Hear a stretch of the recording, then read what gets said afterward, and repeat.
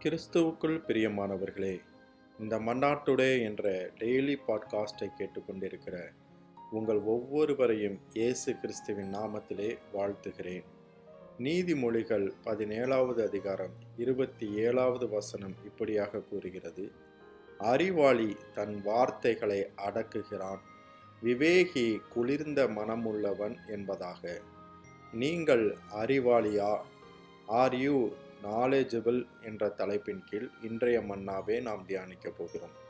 யார் அறிவாளி? எப்படிப்பட்டவர் அறிவாளி என்று அழைக்கப்படுகிறார்? அதிகப்படியாக படித்தவர் அறிவாளியா? இல்லை அதிக பணம் வைத்திருப்பவர் அறிவாளியா? இல்லை பெரிய பதவியில் இருப்பவர் அறிவாளியா? நன்றாக படித்தும் பெரிய பொறுப்பில் இருந்தும் அதிக செல்வத்தை வைத்திருக்கும் ஒருவர் அறிவில்லாமல் இருக்க முடியும் என்பது தெரியுமா? அதிகம் பேசும் ஒருவன் ஒருபோதும் ஞானமுள்ளவனாக அல்லது அறிவாளியாக இருக்க மாட்டான் என்று மேற்குறிப்பிட்ட வசனம் கூறுகிறது. அந்த விதிக்கு எந்த விதிவிலக்கும் இல்லை. எப்போதும் வாயை திறந்து எதையாவது பேசிக்கொண்டிருப்பதில் ஞானம் இல்லை. சபையிலும் கூட பல சகோதரர்களிடமும் பல சகோதரிகளிடமும் இதை காணலாம். அவர்கள் எப்போதும் அதிகம் பேசிக்கொண்டிருப்பார்கள். உங்களையே கேட்டுக்கொள்ளுங்கள். நீங்கள் மற்ற சகோதரர்களுடனோ அல்லது சகோதரிகளுடனோ அமர்ந்திருக்கும் போது யார் அதிகம் பேசுகிறார்கள்?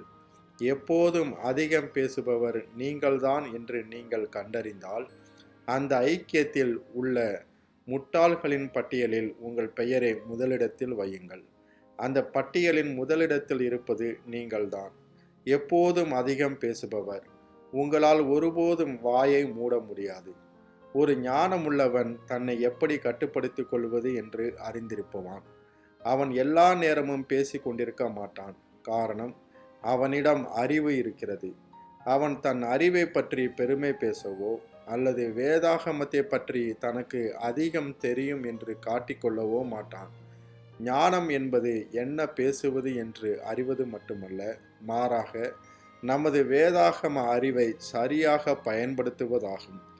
எதை பகிர்ந்து கொள்ள வேண்டும், எப்போது மௌனமாக இருக்க வேண்டும், எந்த இடத்தில் எதை பேச வேண்டும் என்று அறிவதே ஞானம். சிலருக்கு மீண்டும் மீண்டும் பேச தூண்டும் ஒருவித ஆர்வம் இருக்கலாம்.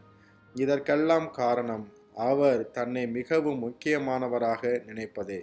நீங்களே உரையாடல்களில் ஆதிக்கம் செலுத்தாதீர்கள். அப்படி செய்தால் மற்றவர்களுக்கு பேச வாய்ப்பே கிடைக்காது. தன்னை மற்றவர்கள் அறிவாளி என்று அழைத்தால் எல்லாருக்கும் பிடிக்கும். அப்படி நீங்கள் அறிவாளி என்று அழைக்கப்பட வேண்டுமென்றால் வாயிலிருந்து வரும் வார்த்தைகள் சுருக்கமாக காணப்பட வேண்டும். பெருமையானவற்றை பேசும் வாய் என்பது அந்தி கிறிஸ்துவுக்கும் சாத்தானுக்கும் உரியது. வைகை அணை மற்றும் காவேரி அணையை திறந்துவிட்டால் தண்ணீர் எப்படி பெருக்கெடுத்து ஓடுமோ அதுபோலத்தான் அநேகருக்கு இந்நாட்களில் வாய் காணப்படுகிறது. அப்படிப்பட்டவர்களாக இல்லாமல் வாயிலிருந்து புறப்படும் வார்த்தைகளை கட்டுப்படுத்துங்கள். அப்பொழுது நீங்கள் அறிவாளி என்று அழைக்கப்படுவீர்கள். கர்த்தர் தாமே உங்கள் ஒவ்வொருவரையும் ஆசீர்வதிப்பாராக. ஜெபம் செய்வோமா? அன்பின் பரலோக தகப்பனே, இந்த மன்னாட்டுடே என்ற டெய்லி பாட்காஸ்டை கேட்டுக்கொண்டிருக்கிற உம்முடைய பிள்ளைகள் ஒவ்வொருவரையும் கர்த்தர் தாமே ஆசீர்வதிப்பீராக என்று சொல்லி ஜெபிக்கிறேன் ஆண்டவரே. தகப்பனே, உம்முடைய பிள்ளைகள் ஒவ்வொருவருக்கும் ஆண்டவரே எதை எப்பொழுது எந்த முறையில் பேச வேண்டும் என்ற ஞானத்தை, அந்த அறிவை கர்த்தனில் ஒவ்வொருவருக்கும் நீர் தந்தருளுவீராக என்று சொல்லி நான் ஜெபிக்கிறேன் தகப்பனே. ஆண்டவரே, உம்முடைய பிள்ளைகளுடைய வாயிலிருந்து புறப்படும் ஒவ்வொரு வார்த்தைகளும் அபிஷேகம் நிறைந்த வார்த்தைகளாகவும் கிருபை நிறைந்த வார்த்தைகளாகவும் சமயத்தை கேட்ட வார்த்தைகளை பேசும் கல்விமானின் நாவையும் கர்த்தர் உம்முடைய பிள்ளைகள் ஒவ்வொருவருக்கும் தந்தருளுவீராக என்று சொல்லி ஜெபிக்கிறேன்.